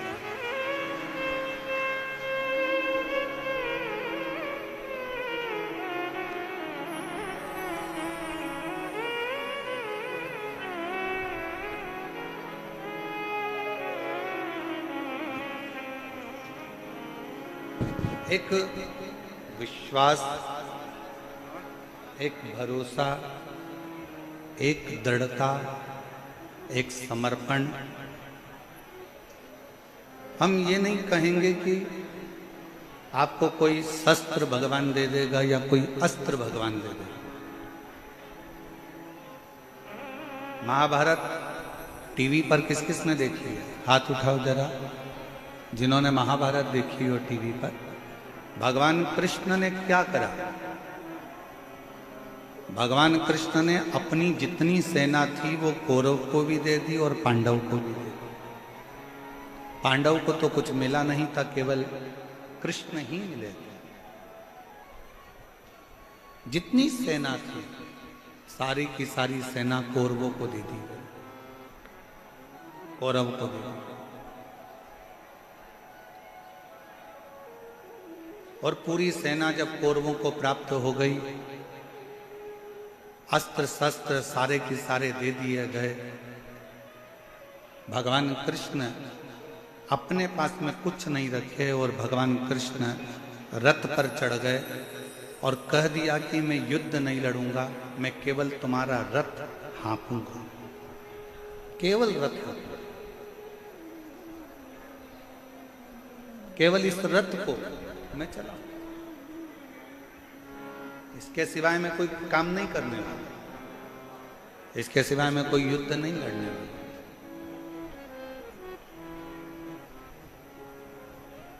भगवान का काम यही है।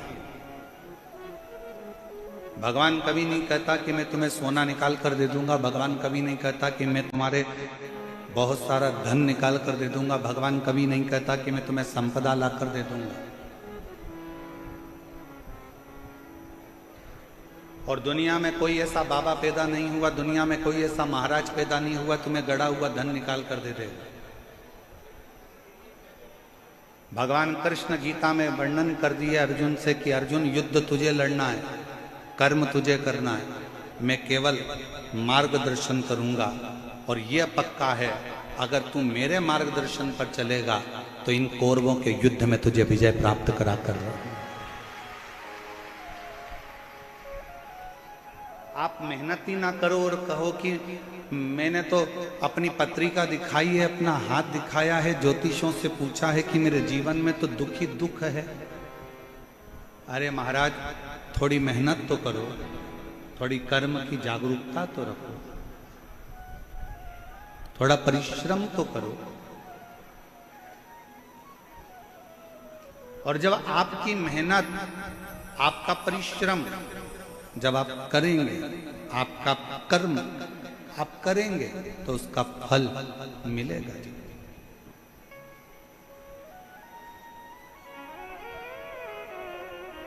आप मेहनत ही ना करो और सोचो कि मेरी दुकान चलती रहे, और दुकान 10 बजे खोल रहे हो, 12 बजे खोल रहे हो, 1 बजे खोल रहे हो, शाम को 5-6 बजे जल्दी जल्दी के चक्कर में विराम दे रहे हो। जितना परिवार से प्रेम करते हो, जितना पत्नी से प्रेम करते हो, जितना बच्चों से प्रेम करते हो, उतना अपने कर्म से भी प्रेम करो, अपनी मेहनत से भी प्रेम करो और अपने परिश्रम से भी।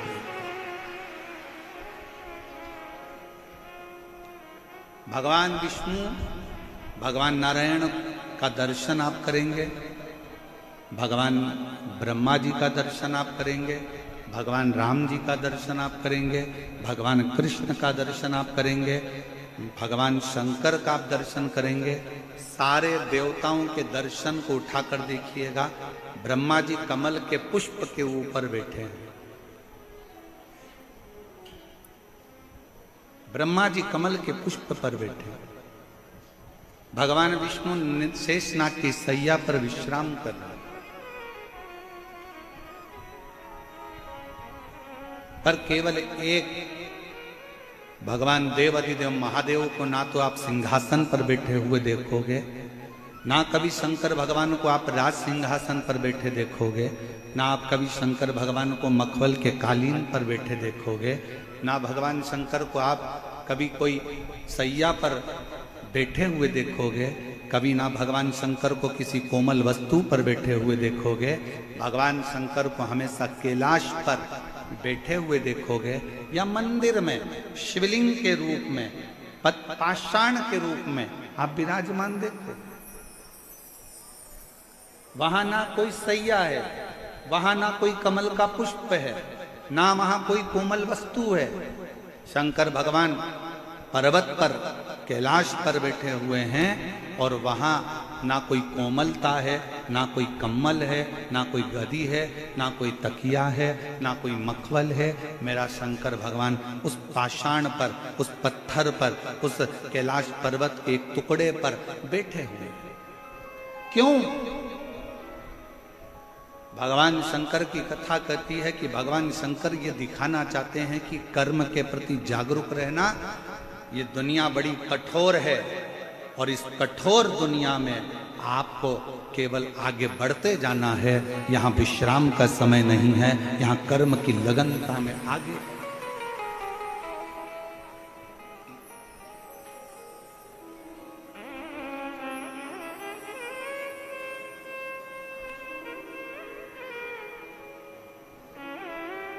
वो एक लाइन आप लोग गुनगुनाते हो कई बार, दुनिया बनाने वाले क्या तेरे मन में समाई तूने काहे को दुनिया। किस लिए? आपका और हमारा जन्म क्यों हुआ? आप और हम क्यों पैदा हुए? आप और हमारे जन्म का कारण क्या? आप और हमारे जन्म का केवल एक कारण है कि पूर्व में जो हमने कर्म करा है उसका भोग भोगना, उसका भोग भोगना। एक महिला ने पत्र लिखा है, उस पत्र में उसने लिखा है कि मेरी शादी हुई, 5 साल मैंने बच्चे के लिए इंतजार करा, फिर डॉक्टरों को दिखाना प्रारंभ करा, ऐसे मिलाकर 10 साल निकल गए। कितने वर्ष निकल गए? जम के बोलो जरा। 10 साल। 10 साल निकलने के बाद फिर आस छोड़ दिल्ली गई दिखाने के लिए, जयपुर गई दिखाने के लिए, बेंगलोर भी में गई, मुंबई भी में गई, टेस्ट बेबी भी करवाया। 15 साल ऐसे निकल गए। कितने साल निकल गए? 15। फिर आस छोड़ दी, चलते चलते 20 साल निकल गए। 20 साल निकलते निकलते घर के लोग ताना देते कि तू तो बांझ है, तुझे औलाद नहीं हो सकती, तेरी औलाद नहीं पैदा कर सकती, तू बांझ है। 25 साल निकल गए, ताने सुनते सुनते सुनते सुनते, अपशब्द सुनते। 28 साल निकल गए, 29 साल निकल गए, 30 साल निकल गए। विचार करती रही अब किससे कहे।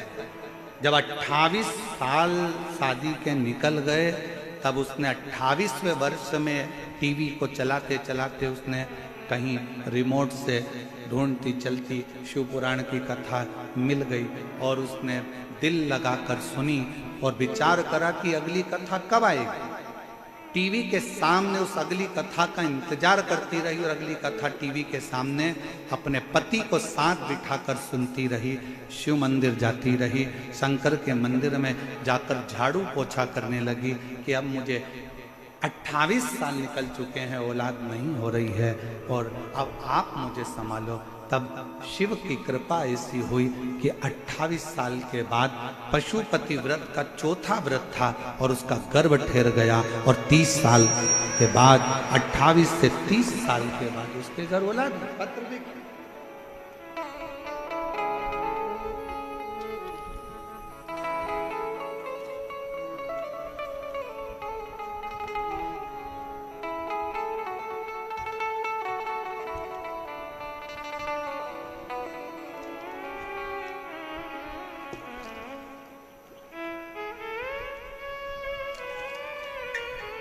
मेरा नाम अलका गुप्ता है, पति का नाम दयाराम गुप्ता है।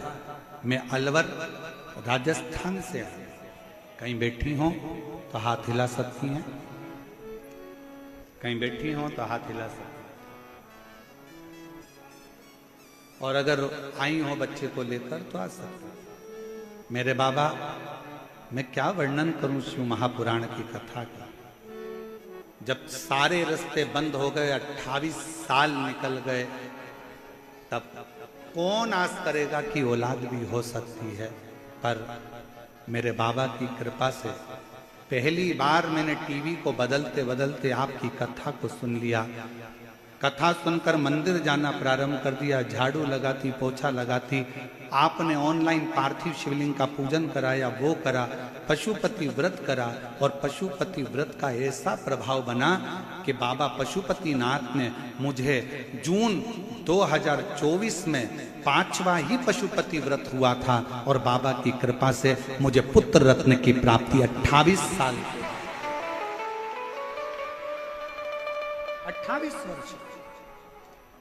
अब विश्वास, भरोसा, दृढ़ता, आपकी भक्ति, दो चीजें मूल है कि विश्वास और एक भक्ति, दो मूल।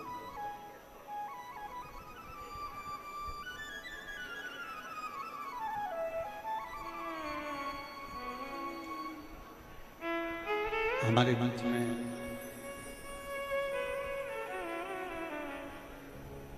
माननीय विधायक महोदय जी भी और साथ में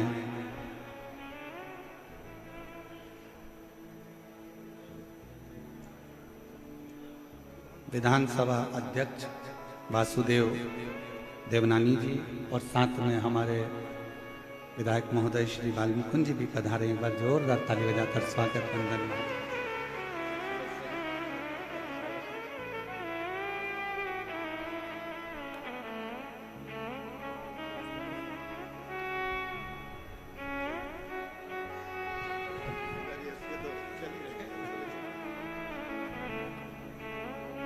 एक बार जोरदार ताली बजाएं। माननीय विधानसभा अध्यक्ष श्री वासुदेव देवनानी जी हमारे बीच में पधारे हैं। एक बार जोरदार ताली बजाकर उनका स्वागत। और हमारे बीच में माननीय विधायक महोदय श्री महंत श्री वाल्मीकुंज जी पधारे हैं। एक बार जोरदार ताली बजाएं। बड़े सहज, सरल और आनंदित, एक युवाओं को सनातन धर्म की ऊर्जा देने वाले, जोरदार ताली बजाकर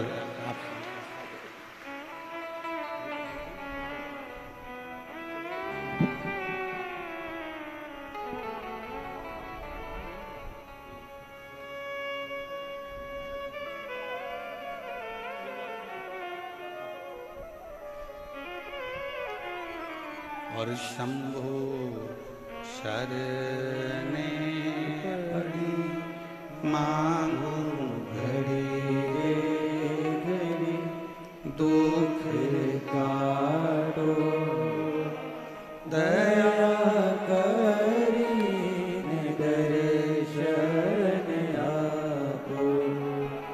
शंभो शरणे पड़ी मांगो घड़ी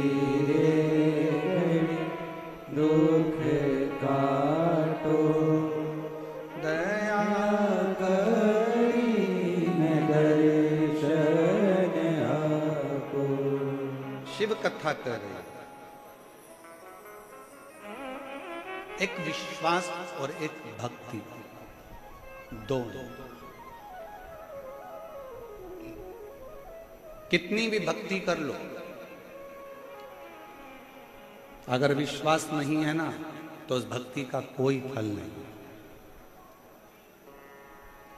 दुनिया की चाहे कितनी भी भक्ति करो, माला पकड़ कर बैठ जाओ, भजन करने बैठ जाओ, तुम्हारा मन करे वो करो, मंदिर चले जाओ, देवालय चले जाओ, शिवालय चले जाओ, तुम दुनिया की सारी भक्ति कर लो, पर जब तक तुम्हारे दिल में भगवान के प्रति विश्वास नहीं होगा तब तक भक्ति का कोई फल नहीं होगा।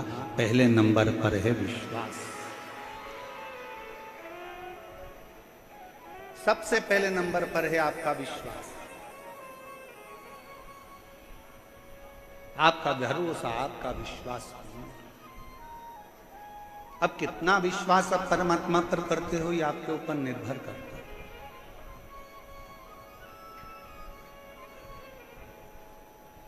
मेरी जीजियां जितनी बैठी हैं जयपुर की और मेरे जीजा जितने बैठे हैं जयपुर के, ईमानदारी से बोलना, एक बच्चे के लिए आप कितने साल इंतजार कर सकते हो? 5 साल, 6 साल, 10 साल, 8 साल, 7 साल, 9 साल, 12 साल, क्या 30 साल तक बच्चे का इंतजार कर सकते हो? बोलो री जीजियों, सही बताना ईमानदारी से, क्या 30 साल तक आप अपने बच्चों का इंतजार कि मेरी बहू के घर, मेरी लड़की के घर में बच्चा 5 साल, 10 साल, 8 साल, देवरानी क्या नहीं हुआ, ननन क्या नहीं हुआ, इतने साल नहीं हुआ, उतने साल, तो कितने साल इंतजार करते? 30 साल में कोई आस भी नहीं लगा सकता और भरोसा भी नहीं कर सकता कि औलाद होगी। 30 और 30 वर्ष बाद अगर भगवान, इसलिए फिर निवेदन करेंगे, जब शिव के मंदिर में 1 लोटा जल चढ़ाने के लिए जाओ, 2 चीजें जरूर मांगना। बाबा, किसी स्त्री की गोद कभी खाली मत रखना और किसी पुरुष की जेब कभी खाली मत रखना।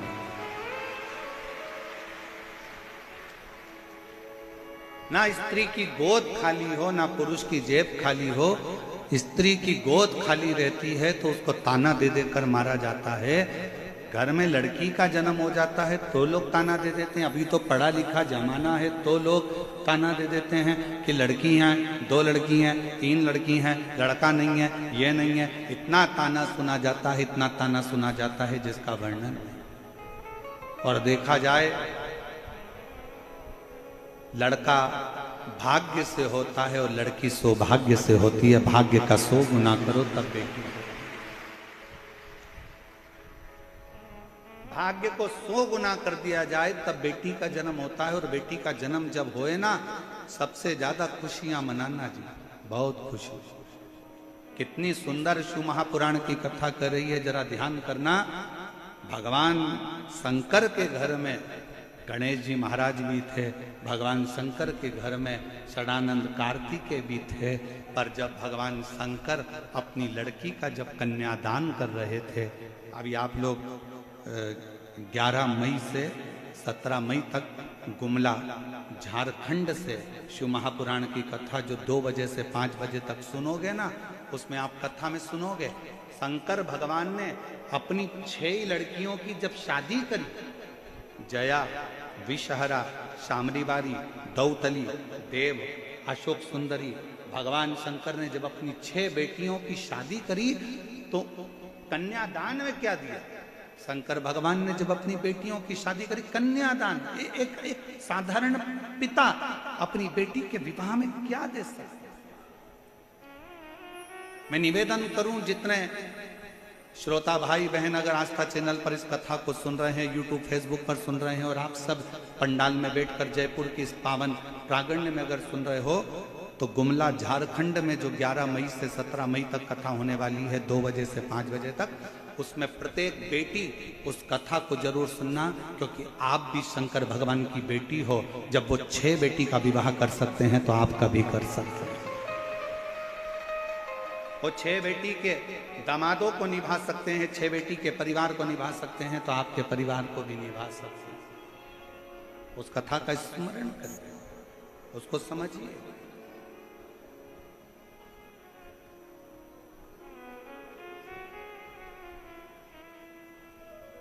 बेटा भाग्य से है और बेटी भाग्य को भी 100 गुना कर लो तो सौभाग्य से। और कितना कितना कहे शिव महापुराण की कथा।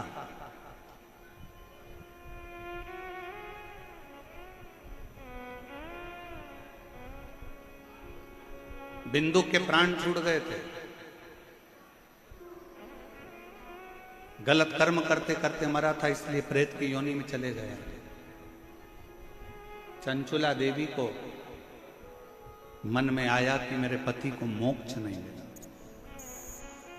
मोक्ष नहीं। कैसे मालूम पड़ेगा कि आपके जीव को मोक्ष नहीं मिला? ब्राह्मणों ने कहा कि पिंडदान करो तो पिंडदान करा, ब्राह्मणों ने कहा तर्पण करो तो तर्पण किया, ब्राह्मणों ने कहा कि तिलांजलि करो तो तिलांजलि करी। इसके बाद में भी पितृदोष रह गया, उसके बाद में भी वो प्रेत की योनि में पड़ गया, तो क्या करे?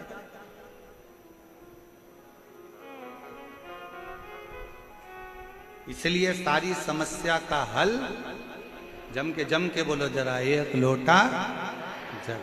बोल बम का नारा है, श्री शिवाय नमस्ते। इसलिए एक लोटे जल की महत्वता कही है। पति के लिए तिलांजलि कर दी, पति के लिए तर्पण कर दिया, पति के लिए सारा कार्य कर दिया। तुमने भी अपने पूर्वजों के लिए, अपने पितरों के लिए कितना कितना करा। ऐसा कोई नहीं है जिसने नहीं करा। कोई ने ब्राह्मण का भोजन कराया, कोई ने कुछ कराया, कोई ने कुछ कराया। उसके बाद भी अपनी पत्रिका लेकर जाओ, हाथ दिखाने जाओ तो भी लोग कह देंगे पितृ दोष है, इसलिए तकलीफ भोग रहे हो। फिर भी लोग कह देंगे कि पितृ दोष है इसलिए कष्ट भोग रहे। पर ना भाई, शिव महापुराण की कथा कहती है, एक बात अपने अंदर उतार कर रखना, अगर जीते जी अपने माँ बाप की, जीते जी अपने माता पिता की सुन लोगे, जीते जी अपने माँ बाप की जो पसंद का भोजन है वो बनाकर खिला दोगे, जीते जी उनका आदर कर लोगे, सम्मान कर लोगे, जीते जी उनका आदर सम्मान में लगे रहोगे, तो फिर मरने के बाद तुम्हें पूड़ी भजिया पकोड़ा खीर खिलाने की जरूरत नहीं पड़ेगी, वो जीते जी ही। आप और हम आज के समय में माँ बाप का सम्मान जीते जी नहीं कर पाते, माता पिता का आदर नहीं कर पाते, सत्कार नहीं कर पाते, और उसी का भोग बाद में भोगना पड़ता है कि हम लोग दुखी हो जाते हैं। वो कितना सुंदर गीत किसी ने गाया है, कभी प्यासे को पानी पिलाया नहीं, बाद अमृत पिलाने से, जम के बोलो जरा, अमृत पिलाने से, कभी गिरते हुए को उठाया नहीं, बाद आंसू बहाने से क्या करूं? मैं मंदिर गई, पूजा आरती की, कभी माँ बाप की सेवा करी ही नहीं, फिर पूजा रचाने से कौन सा लाभ?